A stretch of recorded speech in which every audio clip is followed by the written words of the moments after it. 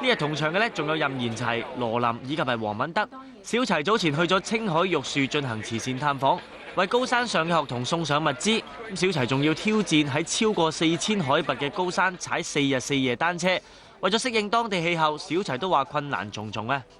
到嘅時候，我行路都好慢咁樣，做嘢都慢慢，所以好彩大家都好平安冇事啊！但係需唔需要即係可能吸翻啲氧氣啊？氧氣都要嘅，其實雖然有好多人望住我吸氧氣好似冇乜面啊，但係都要吸嘅。我朋友同我講，上咗高原唔可以太緊張，令到你哇係要放鬆，但係唔可以唔當一回事啊！冇嘢咧，是但啊咁樣好易賴嘢。我有一個助手就係咁樣賴嘢啦，冇事，你睇，第二日咚暈低。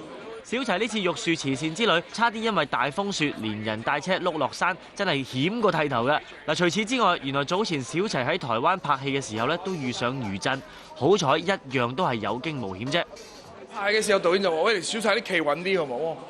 我冇嘢喎，呢個跟住就，跟住我哋係拍戲嘅地方係我嘅屋企嘅景，跟住有個魚缸。跟住佢見到魚缸入邊嘅水，